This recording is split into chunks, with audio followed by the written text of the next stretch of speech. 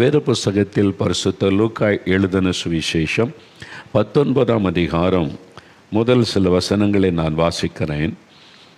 லூக்கா 19ஆம் அதிகாரம் பைபிளிலிருந்து வாசிக்கிறேன்.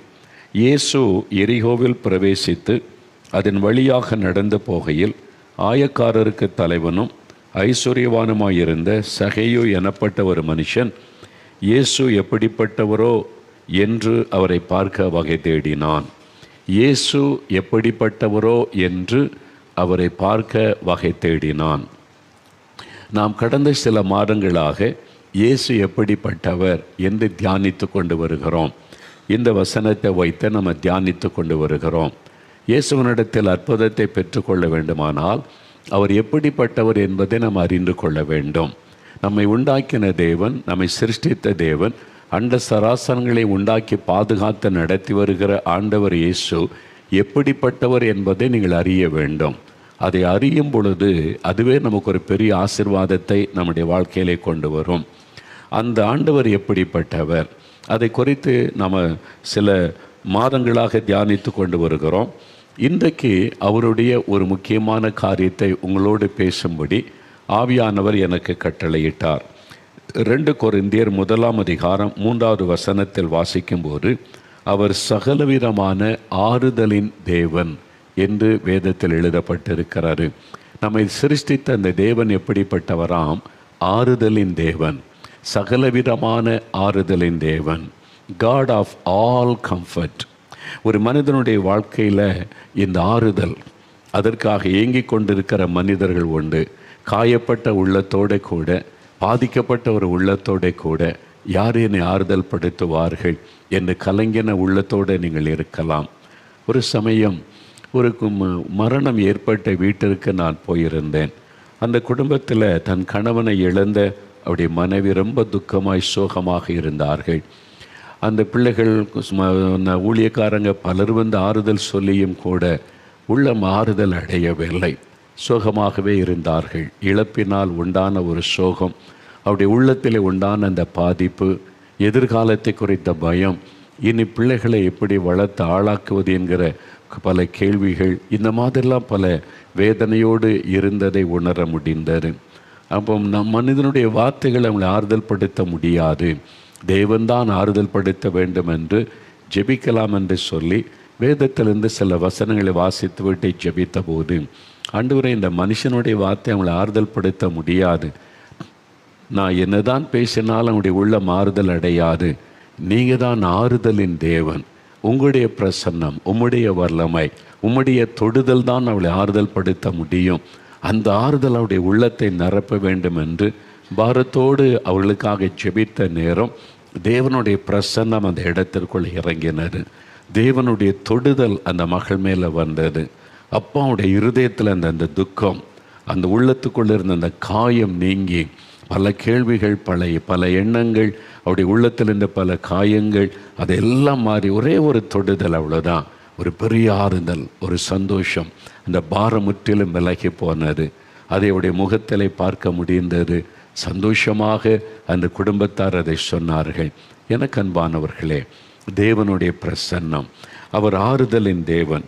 ஏசாயா 61ஆம் அதிகாரம் 2ஆம் வசனத்தில் வேதத்தில் சொல்லப்படுகிறது, துயரப்பட்ட அனைவருக்கும் அவர் ஆறுதல் செய்கிற தேவன். ஏதோ ஒரு துயரம், ஏதோ ஒரு பாதிப்பு, ஏதோ ஒரு காரியம் உங்களுக்குள்ள ஒரு துயரத்தை கொடுக்கிறது அல்லவா? துயரப்பட்ட அனைவருக்கும் அவர் ஆறுதல் செய்கிற தேவன் என்று வேதம் சொல்லுகிறாரு.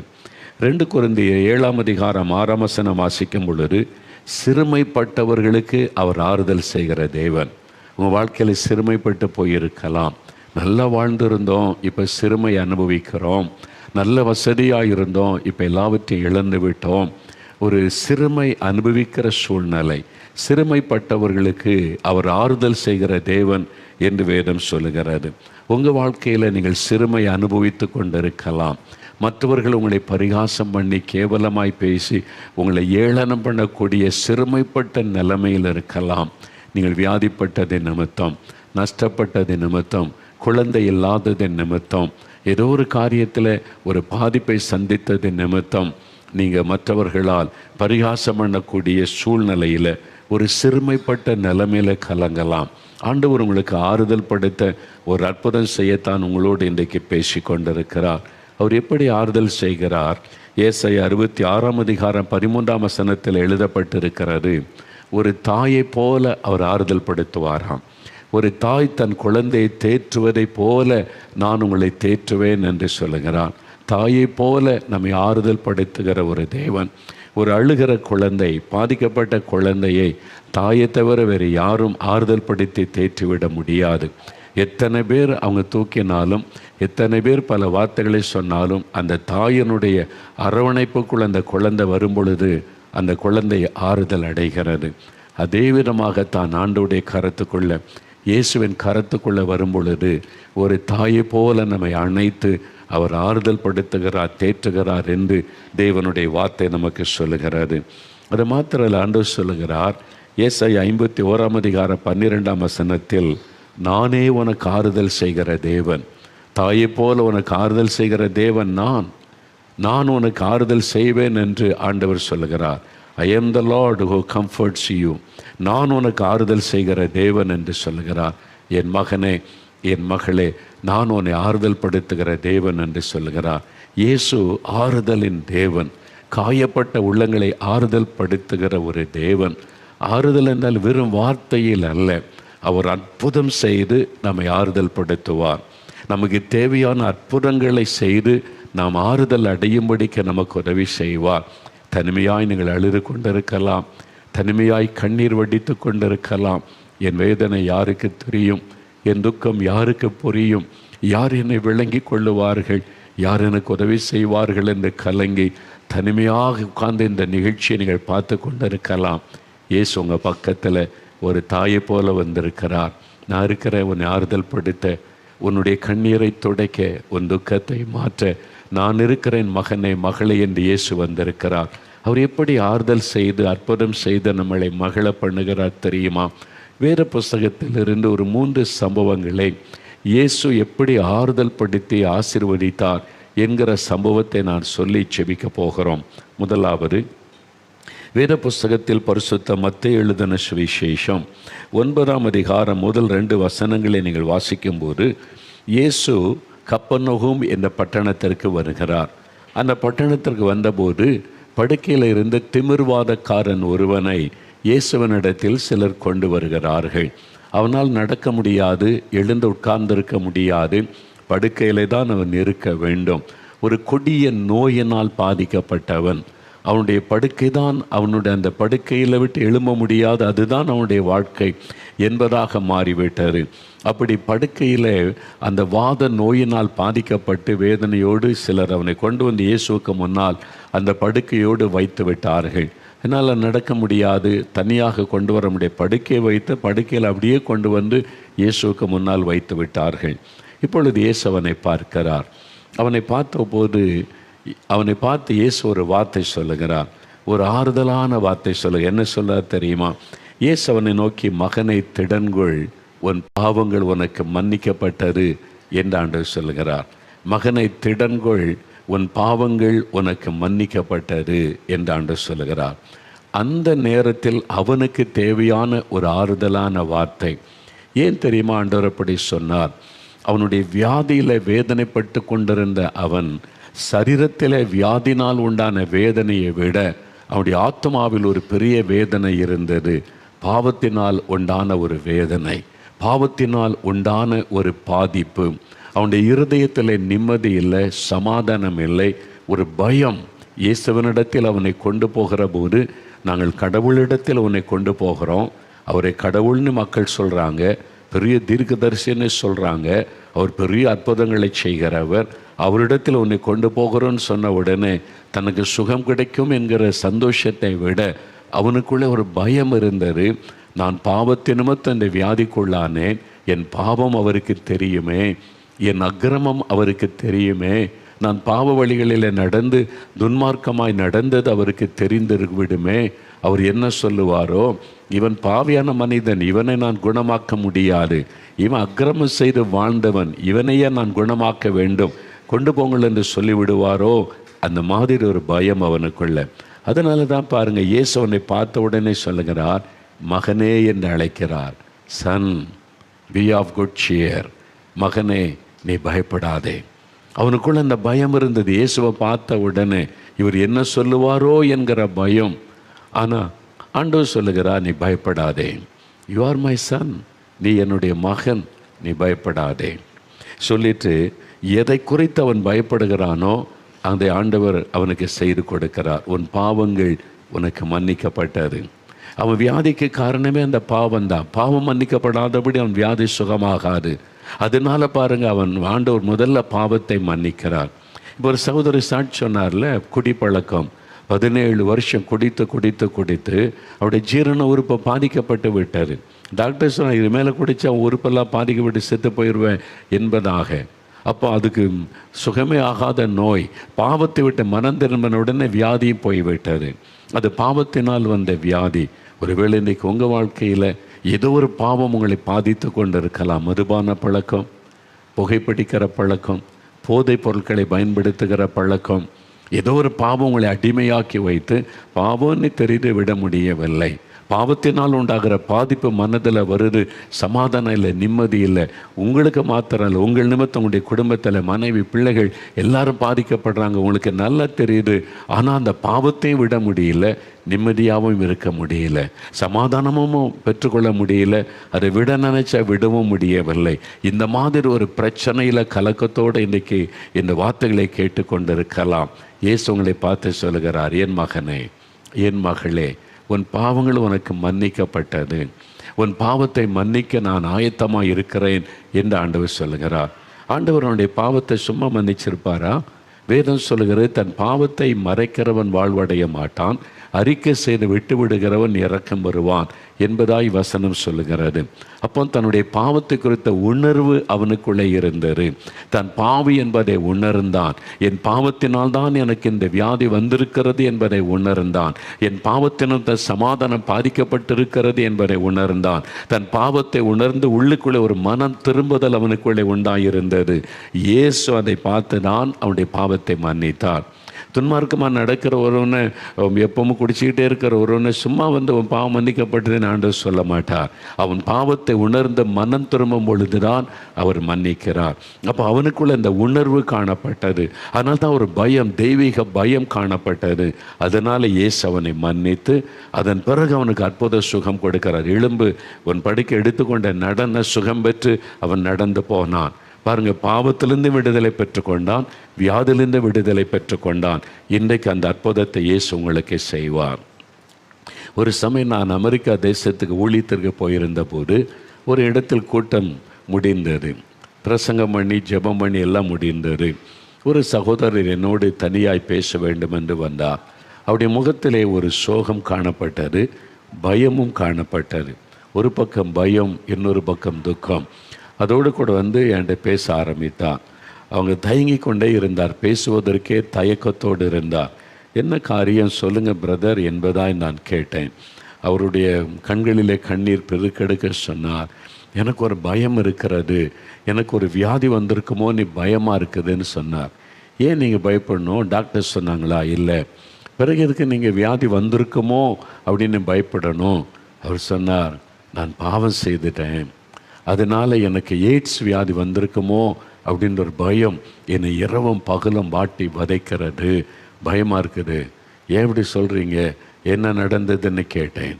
அவர் சொன்னார், என் மனைவி பேறு காலத்திற்காக இந்தியா போயிருக்கிறாங்க, சில மாதங்கள் ஆகிவிட்டு வருவதற்கு நான் பாவத்திற்கு இடம் கொடுத்து ஒரே ஒரு முறை நான் பாவத்துக்கு போய்விட்டேன். அந்த பாவத்தை செய்துட்டு வந்த பிறகு என் மனசாட்சி என்னை வாதித்து விட்டது. எனக்குள்ளே நிம்மதி இல்லை, சமாதானம் இல்லை, ஒரு பயம். உனக்கு ஒரு வியாதி வந்து விட்டது, எய்ட்ஸ் வியாதி வந்திருக்கணுன்ற பயம் உள்ளத்தில். பார்த்தீங்களா, பாவம் ஒரு மனிதனுக்கு அப்படியே பயத்தை கொண்டு வருகிறது. அதனால் அவருக்குள்ள கலக்கம், நிம்மதியாக இருக்க முடியல. இதை யாரிடத்தில் சொல்ல முடியும்? அவர் வந்து வேதனையோடு நின்றார். நான் அவரை பார்த்து சொன்னேன், சரி பாவம் செய்துட்டோன்னு நீங்கள் சொல்கிறீங்களே, ஆண்டவர்கிட்ட சொன்னீங்களா? இதுக்கு ஆண்டவரிடத்தில் போய் இந்த காரியத்தை சொன்னீங்களா? நான் ஆண்டவர்கிட்ட மன்னிப்பு கேட்டுட்டேன், நான் தப்பு பண்ணிட்டேன், பாவம் செய்துட்டேன், ஆண்டவரே என்னை மன்னிச்சிருங்க, இனி இந்த பாவத்தை செய்ய மாட்டேன்னு ஆண்டவர்கிட்ட நான் ஒப்பு கொடுத்து அறிக்கையிட்ட நான் ஜெபிச்சிட்டேன் அப்படின்னு சொன்னாங்க. அப்போ ஆண்டவர் மன்னித்துட்டார். பிறகு எதுக்கு நீங்கள் பயப்படணும்? ஆண்டவர் பாருங்கள், ஒரு மனிதன் தன் பாவத்தை உணர்ந்து இயேசுகிட்ட வந்தபோது, மகனை திடன்கொள், நீ பயப்படாத, உன் பாவம் மன்னிக்கப்பட்டதுன்னு ஆண்டவர் சொல்லிட்டார். அப்போ நீங்கள் எப்போ உங்களுடைய பாவத்தை உணர்ந்து, இயேசுவே என் பாவத்தை மன்னிச்சிருங்க, எனக்கு பாவ மன்னிப்பை கொடுங்க, இனி அந்த பாவத்தை நான் செய்யக்கூடாதுன்னு நீ ஒப்பு கொடுத்தீங்களோ, ஆண்டவர் மன்னித்து விட்டார். பிறகு எதுக்கு நீங்கள் பயப்படணும்? இப்போ நீங்கள் விசுவாசிங்க, அவர் மன்னித்து விட்டார்ன்னு விசுவாசிங்க. இந்த வியாதி வந்துடுமோ? வராது. பாவம் மன்னிக்கப்பட்டதுனால அதன் விளைவு உங்கள் மேலே வராது. தேவன் பாதுகாப்பார். ஏன்னா நீங்கள் உண்மையாக மனம் திரும்பி இருக்கிறீங்க. வசனம் அப்படி சொல்லுதில், பாவத்தை மறைக்கிறவன் தான் வாழ்வடைய மாட்டான். ஆண்டவரிடத்தில் போய் உண்மையாக அறிக்கை செய்ததுனால மன்னித்து விட்டார். அதுக்கு தானே இயேசு உலகத்தில் வந்து பாவிகளின் இரட்சகராக வந்து நம்முடைய பாவங்களை தன் மீது ஏற்றுக்கொண்டு சிலுவையில் ரத்தம் சிந்தினார். இயேசு கிறிஸ்துவின் ரத்தம் சகல பாவங்களை நீக்க நம்மை சுத்திகரிக்கன்னு வேதம் சொல்லுது. அந்த வசனத்தை அவர் விசுவாசித்த போது அவருக்குள்ள ஒரு பெரிய சந்தோஷம் வந்தது. அந்த பயமுடைய உள்ளத்தை விட்டு விலகினார். எனக்கு அன்பான சகோதரனை, சகோதரியை, ஏதோ ஒரு பாவம் உடைய மனசாட்சியை வாதிக்கிறது, நிம்மதியை கெடுத்து விட்டது, சமாதானத்தை கெடுத்து விட்டது. பாதிக்கப்பட்ட உள்ளத்தோடு மன்னிக்கப்படுமா? என் பாவத்தை மாற்ற முடியுமா? என் சாபமும் என் குடும்பத்தை விட்டு விலகுமா? நான் பாதிக்கப்பட்டு விட்டு என்னை கலங்கி நிற்கிறீங்களா? இயேசு உங்கள் மேலே மனதுருக்கத்தோடு சொல்லுகிறார். உங்களுக்கு ஒரு ஆறுதலான வார்த்தை சொல்லுகிறார். உங்களை ஆறுதல் படுத்த அவர் வந்திருக்கிறார். மகனே, உன் பாவம் உனக்கு மன்னிக்கப்பட்டது. மகளே, உன் பாவம் உனக்கு மன்னிக்கப்பட்டது என்று ஆண்டவர் உங்களோடு கூட பேசுகிறார். முழு இருதயத்தோடு நீங்கள் ஒப்பு கொடுத்துட்டா போதும். அப்போது ஆண்டவருடைய மனது உருக்கத்தின்படி அவர்களுடைய பாவத்தை மன்னித்து புதிய இருதயத்தை தருகிறார். பழையவைகள் எல்லாம் ஒழிந்து போகும். ஒரு புதிய வாழ்க்கை ஆண்டவர் தருகிறார். இன்றைக்கு இந்த மனிதனுடைய வாழ்க்கையில் ஒரு புதிய ஆரம்பத்தை கொடுத்த ஆண்டவர் இன்றைக்கு ஒரு புதிய ஆரம்பத்தை உங்களுக்கு தருகிறார். அது எந்த பாவமாக இருந்தாலும் இன்றைக்கி ஒப்பு கொடுத்து ஜெபிச்சிருங்க. மன்னிப்பும் விடுதலையும் கர்த்தர் உங்களுக்கு தருகிறார். ரெண்டாவது, இயேசு கிறிஸ்து சந்தித்த இன்னொரு மனிதனை குறித்து பரிசுத்த மத்தேயு எழுதின சுவிசேஷம் 8ஆம் அதிகாரத்தில் நம்ம வாசிக்கிறோம். மத்தேயு 8ஆம் அதிகாரம் 2-3 வசனங்கள் நான் வாசிக்கிறேன் பாருங்க. அப்பொழுது குஷ்டரோகி ஒருவன் வந்து இயேசுவை பணிந்து, ஆண்டவரே, உமக்கு சித்தமானால் என்னை சுத்தமாக்க உம்மாலாகும் என்றான். இயேசு தமது கையை நீட்டி அவனை தொட்டு, எனக்கு சித்தம் உண்டு, சுத்தமாகு என்றார். உடனே குஷ்டரோகம் நீங்கி அவன் சுத்தமானான். தொழுநோயினால் பாதிக்கப்பட்ட ஒரு மனிதன். இந்த குஷ்டரோக வியாதி சரீரத்தில் வரும் பொழுது எவ்வளோ பெரிய பாதிப்பை உண்டாக்கும் என்பதை நாம் அறிந்திருக்கிறோம். இந்த நாளிலும் கூட அந்த நோயினால் பாதிக்கப்பட்ட சிலரை நான் பார்த்திருக்கிறேன். அந்த மாதிரி மருத்துவமனையில் இருக்கிறவளை நான் சந்தித்திருக்கிறேன். அவருடைய மனம் உடைந்து போகும். நிறையா அவருடைய இருதயம் கலங்கிவிடும். ஏன் நமக்கு ஒரு வாழ்க்கை என்று அவள் அப்படி இப்படிப்பட்ட ஒரு வாழ்க்கை ஏன் வந்ததென்று கலங்கி விடுவார்கள். சரீர உறுப்புகளெல்லாம் பாதிக்கப்பட்டு இந்த மனிதன் பாருங்கள், இந்த தொழுநோயினால் பாதிக்கப்பட்ட மனிதன். இயேசுவின் நாட்களில் இந்த தொழுநோயினால் ஒருவன் பாதிக்கப்பட்டால் அவன் ஊருக்குள்ளே இருக்க முடியாது. அது தீட்டான வியாதியாக அந்த காலத்தில் கருதப்பட்டது. அதனால் ஊருக்கு வெளியில் அவனை புறம்பாக்கி விடுவார்கள். வேறு ஊருக்கு வெளியில் காடுகளில் மலை குகைகளில் தான் இந்த வியாதிப்பட்டவங்க எல்லாம் ஒன்றாக இருப்பாங்க. அவங்களுக்கான ஆகாரங்கள் அந்தந்த வேளையில் கொண்டு போய் தூரத்தில் வைக்கப்படும். அதை எடுத்து சாப்பிட்டு கொண்டு அங்கே இருக்கணும். ஊருக்குள்ளே வரக்கூடாது. அதனால் வந்தால் கற்களை எடுத்து எறிந்து அவங்களை கொண்டு போடுவாங்க, விரட்டி போடுவாங்க. அது மாத்திரமல்ல, அந்த பக்கமாக யாராவது வழிபோக்கர்கள் வந்துவிட்டால் அவர்கள் தன்னுடைய முகத்தை மூடிக்கொண்டு அன்க்ளீன் அன்க்ளீன் என்று சத்தமிட வேண்டும். இது மாதிரி அந்த மாதிரி சத்தம் தீட்டுன்னு சத்தமிடணும். அது ஒரு தீட்டான வியாதியாக அந்த காலத்தில் கருதப்பட்டிருக்கிறது. அதனால் மக்கள் விலகி போய்விடுவார்கள். சொந்த மனைவி, கணவன் அல்லது பிள்ளைகள், பெற்றோர் யாருமே பக்கத்தில் வரமாட்டார்கள். இந்த மனிதனும் அப்படித்தான். இந்த வியாதி நிமித்தம் எல்லாராலும் புறக்கணிக்கப்பட்டு, குடும்பத்தாரால் புறக்கணிக்கப்பட்டு, சமுதாயத்தால் புறக்கணிக்கப்பட்டு, ஒரு காட்டு பகுதியிலே, மலைப்பகுதியிலே அவன் மற்ற வியாதி கொண்ட மக்களோடு கூட வாழ்ந்து கொண்டிருந்த ஒரு மனிதன். இயேசு மலையிலே பிரசங்கத்தை முடித்து இறங்கி வரும் பொழுதுதான் இவன் இயேசுவை சந்திக்கிறான். இயேசு பற்றி கேள்விப்பட்டிருக்கிறான். ஆகவே ஓடி வந்து தூரத்தில் நின்று அவன் சத்தமிட்டு, ஆண்டவரே, உமக்கு சித்தமானால் என்னை சுத்தமாக்குமால் ஆகும் என்று ஒரு ஜெபம் பண்ணுகிறான். நீர் என்னை சுகமாக்க முடியும் என்று விசுவாசிக்கிறான். உம்மாலே என்னால் என்னை குணமாக்க முடியும். நான் நிறைய நீர் செய்த அற்புதங்களை கேள்விப்பட்டிருக்கிறேன். பலர் சொல்லி நான் கேள்விப்பட்டிருக்கிறேன். உம்மாலே என்னை குணமாக்க முடியும். ஆனால் உமக்கு சித்தமானால் என்னை சுத்தமாக்கும். ஏன் அப்படி சொல்ல வேண்டும்? என்னால் அது ஒரு தீட்டான வியாதியாய் கருதப்பட்டது. நான் ஒரு சபிக்கப்பட்ட மனிதனாய் சமுதாயத்தால் புறக்கணிக்கப்பட்டிருக்கிறேன். இயேசு ஒருவேளை என்னை ஏற்றுக்கொள்வாரா, என்னை மன்னித்து எனக்கு சுகம் கொடுப்பாரா, பல கேள்வி உள்ளத்தில் எழும்பி இருக்கலாம். அதனால் சொல்கிறாங்க, சித்தமானால் என்னை சுத்தமாக்கும் என்பதாக. இயேசு அவனை பார்க்கிறார். அவன் தூரத்தில் முழங்கால் படியிட்டு நின்றிருக்க வேண்டும். என்னால் அவரை பணிந்து கொண்டு அவன் இயேசுக்கு முன்னால் அவன் முழங்கால் படியிட்டு குனிந்து நிற்கிறான். அதை பார்த்த உடனே சீசர்கள் கூட இந்த மக்கள் எல்லாம் ஒதுங்கி இருப்பான். ஐயோ, தீட்டு, அன்கிளீன், குஷ்டரோகி ஒருத்தன் வந்திருக்கிறான், தொழுநோயினால் பாதிக்கப்பட்டவன் என்று எல்லாம் விலகி ஓடி இருப்பாங்க. இப்போ இயேசு அவனை பார்க்கிறார். தூரத்தில் இருந்து கொண்டே, நீ சித்தம் உண்டு சுத்தமாகன்னு சொல்லலை. வேதம் சொல்கிறது, இயேசு தம் கரத்தை நீட்டி அவனை தொட்டு. அப்போ இயேசு அவன் பக்கத்தில் போகிறார். எல்லாரும் தீட்டு நீ ஒதுக்குறாங்க, ஒதுங்கி போகிறாங்க. அவனை புறக்கணித்து அவனை பார்த்தாலே அருவருப்பாக இருக்கிறது என்று ஒதுங்கி நிற்கும்போது இயேசு அவன் பக்கத்தில் போகிறார். தன்னுடைய கரத்தை நீட்டி அவனை தொடுகிறார். பக்கத்திலேயே யாரும் போக மாட்டாங்க. சொந்த தாய் தகப்பன் கூட போய் பக்கத்தில் பேச மாட்டாங்க. அவ்வளவு புறக்கணிக்கப்பட்ட சூழ்நிலை. ஆனால் இயேசு பக்கத்தில் போய் அவனை தொடுகிறார். அப்பொழுதே அவன் பார்த்திருப்பான், இவ்வளவு ஒரு தொழுநோயினால் பாதிக்கப்பட்ட என்னை கூட நேசிக்கிறதற்கு ஒரு கடவுள் இருக்கிறாரா என்று. ஆண்டவர் சொன்னார், மகனை, சித்தம் உண்டு. நீ வியாதியோடு இருப்பது என்னுடைய சித்தம் அல்ல. அந்த வியாதிக்கு காரணம் எதுவாக இருந்தாலும் என்னால் அதை மாற்ற முடியும்.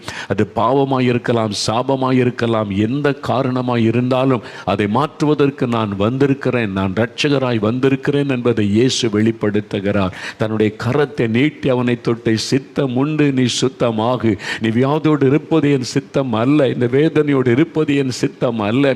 நீ இப்படி கூனி குறுகி இந்த சமுதாயத்தை விட்டு ஒதுங்கி வேதனையோடு இருப்பது என் சித்தம் அல்ல. நான் உன்னை சிருஷ்டித்த தேவன், உன்னுடைய பாவ சாபங்களை என் மீது ஏற்றுக்கொண்டு உனக்காக மரிக்க வந்திருக்கிற கடவுள் நான் உன்னை குணமாக்குகிறேன் என்று தொட்டார். உடனே அற்புத சுகம் உண்டானது. இயற்கைக்கு மேற்பட்ட ஒரு அற்புதம். அவனுடைய சரீரம், தென் உறுப்புகள் பாதிக்கப்பட்டு மூக்கில் அந்த நோய் கிருமியை அழித்து அந்த அரிச்சிருக்கும், காது இல்லாமல் இருந்திருக்கும், விரல்கள்லாம் மொட்டையாக இருந்திருக்கும். இந்த நோயினால் பாதிக்கப்பட்டவங்க விரலெல்லாம் போய்விடும். கால் விரல், கை விரல் எல்லாம் போய்விடும். கை எடுத்து விரல் சாப்பிடுவதற்கு கூட விரல்களை பயன்படுத்த முடியாது. அந்த ஆஸ்பத்திரிக்கு நான் போய் பார்த்துருக்கிறேன். அவருடைய கையில் ஒரு ஸ்பூனை வச்சு கட்டிடுவாங்க. அதை வச்சு தான் சாப்பிடுவாங்க. ஏன்னா விரல்லாம் இருக்காது. அந்த மாதிரி பாதிக்கப்பட்ட ஒரு மனிதனாக இருந்தார். இப்போ விரலாம் வந்து விட்டார், போன விரலெல்லாம் வந்து விட்டார். காது இப்போ முழுமையாகி விட்டார். பாதிக்கப்பட்ட உறுப்புகளெல்லாம் முழுமையாகி விட்டது. எவ்வளவு பெரிய சந்தோஷம் அவனுக்கு. அதே இயேசு கிறிஸ்து இன்றைக்கு உங்களோடு பேசுகிறார். என் மகனை, என் மகளை, எனக்கு சித்தம் உண்டு. என் பாவத்தினால, சாபத்தினால, யார் செய்த பாவமோ எப்படியோ நான் இப்படிலாம் வியாதியில் வேதனைப்படுகிற உங்களையே காயப்படுத்தி, உங்களையே குற்றப்படுத்தி வேதனைப்படுத்தி கொண்டு இருக்கிறீங்களா? இயேசு சொல்லுகிறார், என் மகனே, என் மகளே, எனக்கு சித்தம் உண்டு. நீ சுகமாக வேண்டும் என்று நான் விரும்புகிறேன். நான் உன்னை குணமாக்குகிறேன் என்று ஆண்டவர் சொல்லுகிறார். அதான் இயேசு, அதுதான் இயேசு. பிரியமானவர்களே, அநேக ஆண்டுகளுக்கு முன்னால் நடந்த ஒரு சம்பவத்தை நான் அறிய வந்தேன். தூத்துக்குடி பட்டணத்தில் ஒரு பெரிய செல்வந்தர் குடும்பத்தில் பிறந்த ஒரு வாலிபன், நல்ல பணக்கார குடும்பம். வாலிபன் இஷ்டம் போல, மனம் போல அவன் சுற்றி கொண்டு வாழ்ந்து கொண்டிருந்தான். திடீரென்று அவனுடைய சருமத்தில் ஒரு நோய் தோன்றினது. தட்டு தட்டாக சரீரம் முழுவதும் வந்ததுனால அவனை ஃபேமிலி டாக்டரை வச்சு பரிசோதித்தால் அது தொழுநோய் என்று கண்டுபிடிச்சாங்க. குஷ்டரோக வியாதி நம்ம மகனுக்கு வந்திருக்குதுன்னு உடனே ஃபேமிலி உடைந்து போனார்கள். பிரபலமான குடும்பம், பணக்கார குடும்பம். இது வெளியே தெரிஞ்சால் நமக்கு அவமானம் என்று சொல்லி அவனை வீட்டு மாடியில் ஒரு அறையில் அடைத்து விட்டார்கள். அந்த அறை விட்டு வெளியே வர முடியாது, பூட்டு போட்டுட்டாங்க. ஜன்னல் வழியாக இவனுக்கு ஆகாரம் கொடுக்கப்படும். அந்த அறைக்குள்ளே தான் அவனுடைய வாழ்க்கை. பல மாதங்கள் கடந்தது. அவனுக்கு மருத்துவம் செய்யலை. வெளியே யாருக்கும் தெரியக்கூடாது, இது நம்முடைய குடும்பத்துக்கு அவமானம். அதனால் அந்த சாகு வரைக்கும் அந்த ரூமில் இருக்கட்டுன்னு வச்சுட்டாங்க. மருத்துவம் செய்யப்படாததுனால் அந்த புண் அதிகமாக அழுகி நாட்டம் எடுக்க ஆரம்பித்தது. உறுப்புகளெல்லாம் பாதிக்கப்பட்டு விரல்களெல்லாம் அந்த நோயினால் அரிக்கப்பட ஆரம்பித்தது. சரீரம் முழுவதிலும் அந்த நோயினுடைய கொடூரம் தாக்கி அழுகி நாட்டம் எடுக்கிற நிலைமை, விரல்கள் போய்விட்டது. அந்த வாலிபன் ஒரு மரண வேதனை அனுபவித்தான். தனக்கு குடும்பத்தார் யாரும் வந்து பார்க்க மாட்டாங்க. ஒரு வேலைக்காரன் கொண்டு வந்து சாப்பாடு ஜன்னல் வழியாக கொடுத்துட்டு போயிடுவான், அவ்வளோதான். சத்தம் போட்டான், அழுது பார்த்தான், கதறினான், ஒருவரும் இரக்கம் காட்டவில்லை. அவன் ஒரு சபிக்கப்பட்டவன், இவனால் நம்ம குடும்பத்துக்கு அவமானம் என்று குடும்பமே அவனை மறந்து போனது. அந்த மாடி அறையில் தனிமையாய் உட்கார்ந்து அழுதான். நான் ஏன் இந்த உலகத்தில் பிறந்தேன், ஏன் எனக்கு இந்த மாதிரி, என் குடும்பமே என்னை ஒதுக்கிட்டாங்களே, எல்லாரும் என்னை மறந்துட்டாங்களே என்பதாய் கலங்கினான். அந்த சாப்பாடு கொண்டு வந்து வருகிற வேலைக்காரனிட கையெடுத்து கும்பிட்டு, எப்படியாவது என்னை திறந்து விட்டுரு, நான் இங்கே இருக்க மாட்டேன், எங்காவது போய் சாகிறேன், இந்த வீட்டில் நான் திரும்பி வரவும் மாட்டேன், எங்கேயாவது நான் போகிறேன், இந்த குடும்பத்துக்கு நான் அவமானத்தை கொண்டு வர மாட்டேன், நான் போய் எங்கேயாவது நான் பிழைத்து கொள்ளுகிறேன், இந்த கதவை திறந்து விட்டு விடு என்று சொல்லி அவன் இறக்கப்பட்டு, அந்த வேலைக்காரன் இறக்கப்பட்டு ஒரு நாள் இரவு அவன் அந்த கதவை திறந்து, எல்லாரும் தூங்கின பிறகு அவன் கதை திறந்து வெளியே விட்டான். ஒரு பெட்ஷீட் எடுத்துக்கொண்டு தன்னை போர்த்தி கொண்டு பஸ்ஸில் போனால் எல்லாருக்கும் உடம்பு அழுகி நாற்றம் எடுக்கிறது. சரீரமெல்லாம் அந்த குஷ்டரோக நோய் மிகவும் அதிகமாய் பரவி விட்டது. அவனால் பஸ்ஸில் போக முடியாது, யார்கிட்டையும் உதவி கேட்க முடியாது. அவன் ஒரு கேள்விப்பட்ட ஒரு காரியம், நேசரத்துக்கு பக்கத்தில் ஒரு தொழுநோய் மருத்துவமனை இருக்கிறது, இந்த மாதிரி வியாதியஸ்தரை வைத்து அவங்க ட்ரீட்மெண்ட் கொடுக்குறாங்க என்பதை மட்டும் அவன் அறிந்திருந்தான். ஆகவே தூத்துக்குடியிலிருந்து நடந்து நேசரத்தை எங்கே இருக்கிறத விசாரித்து கொண்டு வந்தான். ராத்திரி எல்லாம் நடக்கக்கூட பலன் இல்லாமல் அவன் நடந்து விடியற் காலையில் நாசரத் வந்து சேர்ந்தான். எங்கள் ஊர் பக்கம் 4 மாடி பக்கத்தில் தான் இந்த நேசரத் என்கிற ஊர் இருக்கிறது. அங்கே வந்து விடியற் காலை நேரம் ஒரு சகோதரி வந்து வீட்டுக்கு முன்னாலே பெருக்கி சுத்தம் பண்ணி கொண்டிருந்தா. அதிகாலை நேரம், விடியற்காலை நேரம், அந்த இருட்டோடு அவங்க சுத்தம் பண்ணி கொண்டு நான் வீட்டுக்கு முன்னாலே பெருக்கி கொண்டிருந்தார்கள். அவன் வந்து விசாரித்தான், இங்கே தொழுநோய் மருத்துவமனை எங்கே இருக்கிறது, இந்த குஷ்டரோகத்தினால் பாதிக்கப்பட்ட மக்களுக்கு சுகம் கொடுக்கிற ஆஸ்பத்திரி எங்கே இருக்கிறது என்று. அவங்களுக்கு தெரியல. அவங்க சொன்னாங்க, நாசரத்தை தாண்டி அங்கே பேய் குளம்ன்ற ஒரு இடம் இருக்குது, அங்கே தான் அந்த ஆஸ்பத்திரி இருக்கிறது. அதை நோக்கித்தான் அவன் வந்தவன். ஆஸ்பத்திரியை விசாரித்த போது அந்த சகோதரிக்கு தெரியலை. அவங்க சொன்னாங்க, எனக்கு ஆஸ்பத்திரிலாம் தெரியாது ஐயா, ஆனால் நீங்கள் சுகம் பெறுவதற்கு ஒரு இடம் இருக்குது, அது எனக்கு தெரியும். எங்கே இடம்னு, அங்கே ஒரு இடத்துல ஜெபம் பண்ணுவாங்க, அங்கே ஒரு கூடாரம் போட்டிருக்கோம், நீங்கள் அங்கே போனீங்கன்னா வியாதியஸ்தர்லாம் சுகமாயிடுறாங்க, அங்கே போனீங்கன்னா உங்களுக்காக பிரார்த்தனை ஜெபம் பண்ணுவாங்க, சுகமாயிருன்னு சொல்லி அவனுக்குள்ளே உடனே அந்த இடத்தை தேடி போனான். நேசரத்தில் ஒரு பகுதியில் அவங்க வந்து கூடாரம் அமைத்து கூட்டம் நடத்துவாங்க, வியாதியஸ்தருக்கு ஜெபம் பண்ணுவாங்க. அவன் விடியற் காலையில் இப்போ அங்கே கதவை தட்டினான். அங்கிருந்த ஒரு சகோதரர் பார்த்தார், குஷ்டரோக நோயினால் பாதிக்கப்பட்டு உடலெல்லாம் அழுகிய நாற்றத்தோடு போர்வையினால் மூடிக்கொண்டு ஒரு வாலிபன் வந்து நிற்கிறான். அதை பார்த்த பொழுது அவர் மேலே ஒரு இரக்கம் உண்டானது, ஒரு அன்பு உண்டானது. காரணம், அந்த ஊழியக்காரன் இயேசுவின் அன்பினால் நிறைந்திருந்ததுனால உள்ளே சேர்த்து கொண்டு தங்க வைத்து ஆறுதலான வார்த்தைகளை சொல்லி இயேசுவை பற்றி சொல்லி, உனக்கு இயேசு சுகம் தருவார், நீங்கள் தங்கியிருக்கலாம் என்று எல்லா விதத்தில் உதவி செய்கிறான். சில நாட்களாக அவர் வசனத்தை போதித்து இயேசு எப்படிப்பட்டவர் என்று சொல்லி, அவரால் உன்னை குணமாக்க முடியும், உன் பாவத்தெல்லாம் ஆண்டவர்கிட்ட அறிக்கையிட வேண்டும் என்று சொல்லி, ஒரு நாள் அந்த வாலிபன் கண்ணீரோடு தன் வாழ்க்கையை ஆண்டவருக்கு ஒப்பு கொடுத்து தன் பாவத்தை அறிக்கை செய்து ஜெபித்த போது அவர் சொன்னார், இன்றைக்கு நாகமான் என்கிற ஒரு தொழுநோயினால் பாதிக்கப்பட்ட படை தலைவன், அவன் வந்து யோர்தான் நதியிலே மூழ்கி எழும்பின போது அவனுடைய சரீரம் சிறு பிள்ளையின் சரீரத்தை போல மாறிற்று, குஷ்டரோக வியாதி போய்விட்டது என்று பைபிளில் இருக்குதுன்னு அதெல்லாம் விளக்கி சொல்லி அவன் தன்னை ஒப்பு கொடுத்த போது அவர் கொண்டு போய் கிணற்றில் பக்கத்தில் உட்கார தண்ணி ஊற்றி நல்ல சோப்பு போட்டு கழுவு, இன்று கூட அந்த வியாதி போகிறது என்று ஜெபம் பண்ணி அவர் செய்தார். அவ்வளோதான், அந்த தண்ணியோடு சேர்த்து அந்த வியாதி போய்விட்டார். முழுமையாய் சரீரம் புது சரீரமாய் மாறிவிட்டது. வியாதி வந்த அடையாளமே இல்லாமல் போய்விட்டது. பெரிய ஆச்சரியம், அந்த வாலிபனுக்கு சந்தோஷம், எனக்கு இப்படி ஒரு வாழ்க்கை கொடுத்தார இயேசு என்ற ஒரு பெரிய மகிழ்ச்சி. எனக்கு அன்பானவர்களே, அந்த வாலிபனுக்காக ஜெபித்த ஊழியக்காரரை எனக்கு தெரியும். அவர் அந்த அனுபவத்தை எனக்கு சொன்னார். பிரியமானவர்களே, இன்றைக்கும் இயேசு அற்புதம் செய்கிறவர். இன்றைக்கு இப்போ நீங்கள் இருக்கிற இடத்துல உங்களுக்கு ஒரு அற்புதம் செய்வார். அன்றைக்கு 2000 ஆண்டுகளுக்கு முன்பாக தொழுநோயினால் பாதிக்கப்பட்டவர்களை சுகமாக்கின அதே இயேசு இன்றைக்கு உங்களை சந்தித்து கொண்டிருக்கிறார். ஆண்டவர்களை பார்த்து சொல்லுகிறார், எனக்கு சித்தம் உண்டு, நீ வேதனைப்படாதே. நான் என்ன பாவம் செய்த, ஏன் எனக்கு கேள்வியெல்லாம் கேட்காத. ஆண்டவர்கிட்ட சொல்லிடுங்க, ஆண்டவரே பாவத்தை மன்னித்து என்னை குணமாக்கிருங்க, நான் என்ன பாவம் செய்திருந்தாலும் மன்னித்து எனக்கு சுகம் கொடுங்கன்னு கேளுங்க. அவர் சொல்லுவார், எனக்கு சித்தம் உண்டு, நீ சுத்தமாக, நீ சுகமாக.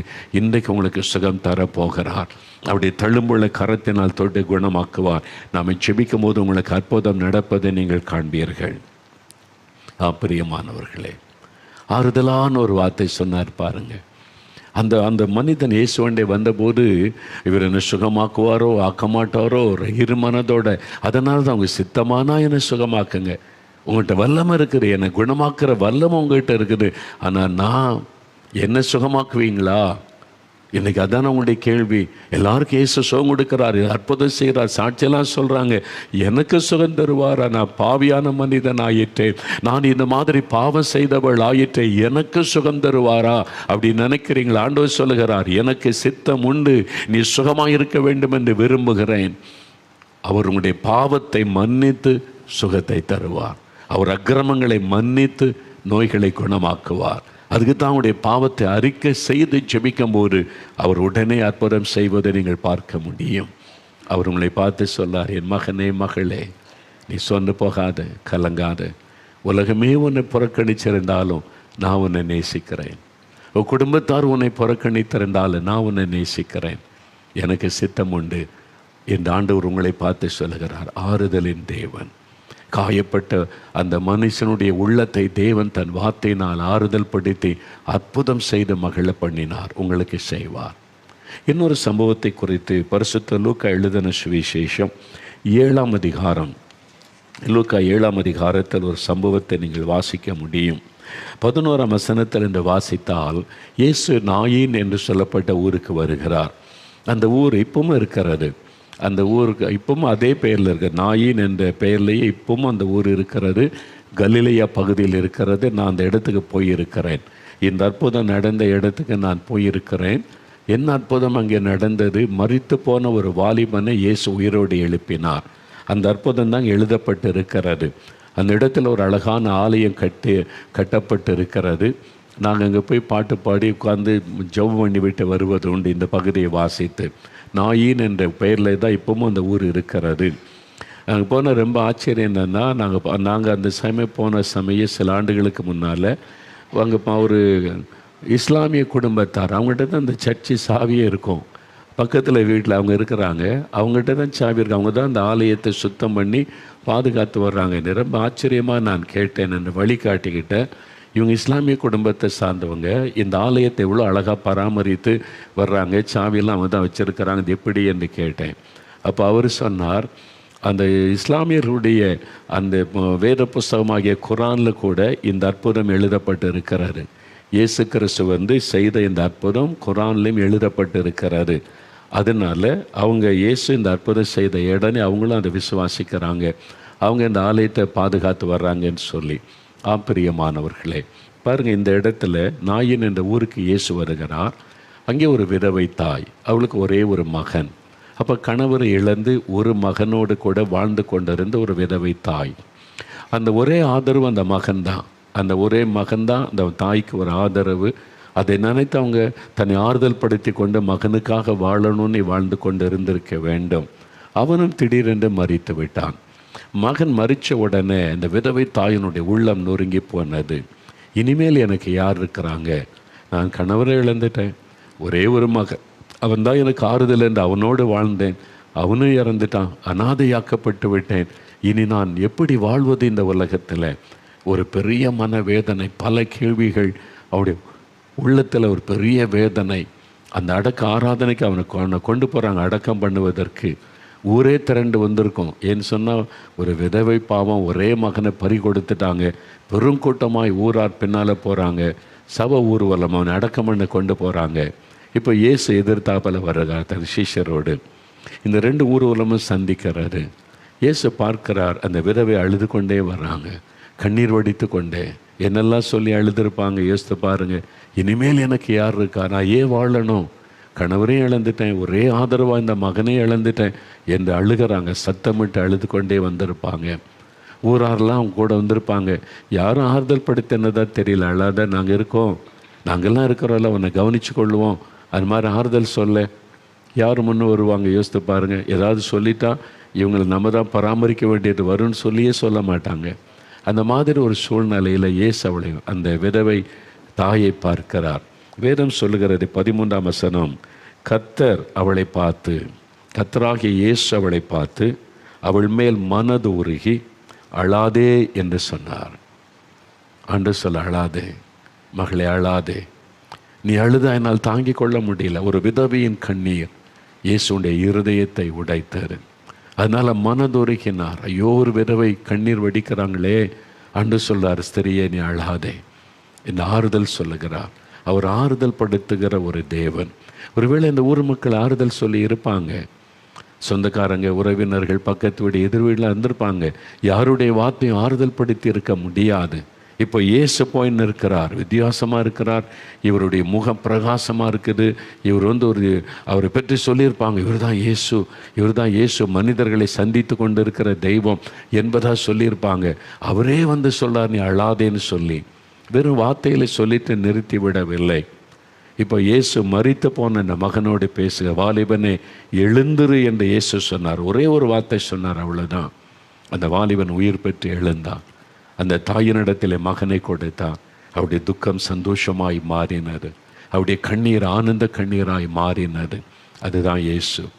இன்றைக்கு நீங்கள் ஏதோ ஒரு இழப்பின் நிமித்தம் கண்ணீர் வடித்து கொண்டிருக்கலாம். உங்கள் கணவரை இழந்திருக்கலாம், மனைவி இழந்திருக்கலாம், பிள்ளைகளை இழந்திருக்கலாம், கூட பிறந்தவங்களை இழந்திருக்கலாம். யாரோ ஒருவரை மரணத்தில் இழந்ததுனால காயப்பட்ட உள்ளத்தோட பல கேள்விகளோடு கலங்கி கொண்டிருக்கலாம். ஆண்டவர் இயேசு உங்களை சந்திக்கிறார்.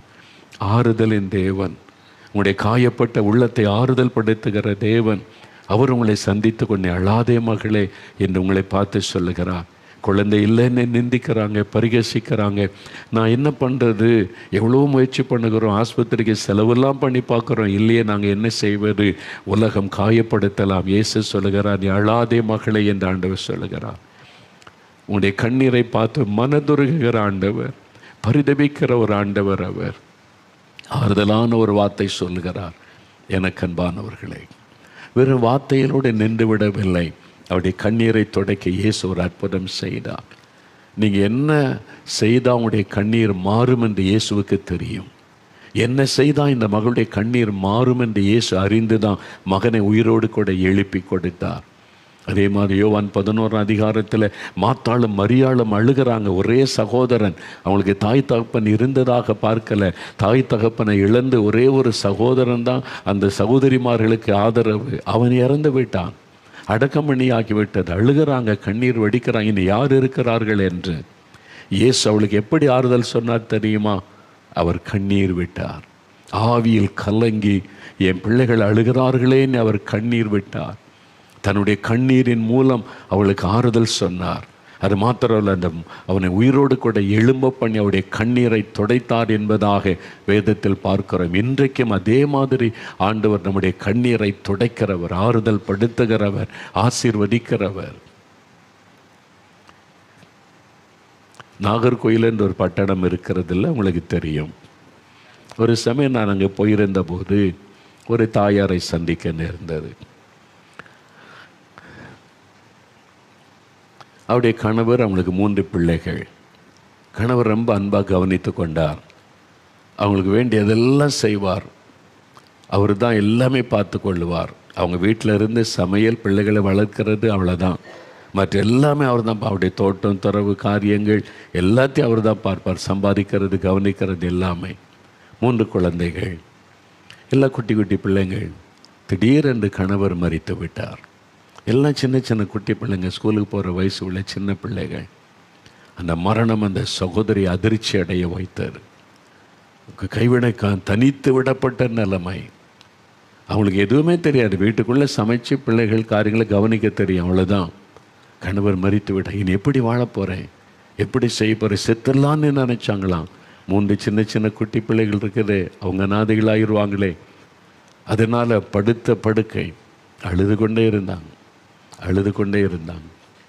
சின்ன வயசில் கணவரை இழந்துட்டாங்களேன்னு சொல்லி சில சொந்தக்காரங்க பல நாட்கள் கூட இருந்தாங்க, சில மாதங்கள் கூட இருந்து ஆறுதலாக சொல்லி பார்த்தாங்க. பிள்ளைகள்லாம் அவங்களே சமைச்சு கவனித்து கொண்டாங்க. எவ்வளோ நாள் இருக்க முடியும்? மற்றவங்க அவங்கவுங்களுக்கு என்ன குடும்பம் இருக்குது, அவங்கவுங்களுக்கு என்ன பொறுப்பு இருக்குது, ஒவ்வொருவராய் போயிட்டாங்க. இப்போது இவங்க மட்டும் தனித்து விடப்பட்ட நிலைமை. வேலைக்காரி சமைச்சு அந்த குழந்தைகள்லாம் கவனித்து கொண்டாள். இவர் ரூமுக்குள்ளேயே படுத்த படுக்க அழுது கொண்டே நாட்களை கழித்தார்கள். இனி அவ்வளோதான், என் வாழ்க்கை முடிந்தது என்ற மாதிரி அழுதாங்க. பல கேள்விகள், ஆறுதலே அடையலை. பலர் வந்து செபிச்சாங்க, பல சொந்தக்காரன் ஆறுதல் சொன்னாங்க, ஆறுதலே அடையலை. அப்படி ரூமுகளை படுத்த படுக்கையில் இருந்த சமயம் ஒரு நாள் யாருமே இல்லாமல் தனிமையாக உட்காந்து படுக்கையில் படுத்து கொண்டு அழுது கொண்டே இருக்கும்போது அந்த அறைக்குள்ளே இயேசு வந்தார். அவங்க சொன்னாங்க, பிரத்யட்சமாக இயேசு வந்து நின்றார். ஆண்டவர் சொன்ன, மகளே அழாதே, மகளே அழாதே, எழுந்துரு, நீ அழாதே. உன்னுடைய பிள்ளைகளுக்கு நான் தகப்பனாக இருப்பேன். உன் பிள்ளைகளுக்கு நான் தகப்பனாக இருந்து எல்லா காரியத்தையும் நான் உனக்கு செய்து தருவேன். நீ பயப்படாதே, எழுந்துரு. ஒரே ஒரு வார்த்தை, இயேசு சொன்ன ஆறுதலான அந்த வார்த்தை அப்படி உள்ளத்தில் இந்த காயங்களை மாற்றினது, பயத்தை மாற்றினது, அந்த வேதனையை மாற்றினது. உடனே எழும்பினாங்க. எனக்கு இயேசு இருக்கிறார், பார்த்து கொள்வார் என்று தன்னுடைய வீட்டு காரியத்தெல்லாம் கவனிக்க ஆரம்பித்தாங்க. அவன் சொன்னாங்க, சின்ன சின்ன குட்டி பிள்ளைகளாக என் கணவர் மரித்து போனார் விட்டு. இன்றைக்கி என் பிள்ளைங்க குடும்பமாயிட்டாங்க. ஒரு மகன் அமெரிக்காவில் குடும்பமாக இருக்கிறான், ஒரு மகன் இங்கிலாந்தில் குடும்பமாக இருக்கிறான், ஒரு மகள் இந்த தேசத்தில். எல்லாரையும் கர்த்தர் ஆசீர்வதித்து உயர்த்தி வைத்திருக்கிறார். அந்த தாயார் என்று சொல்லும்போது சொன்னாங்க, என் கணவர் உயிரோடு இருந்திருந்தால் கூட என் பிள்ளைகளுக்கு இப்படி வாழ்க்கையை அமைத்து கொடுத்திருக்கவே முடியாது.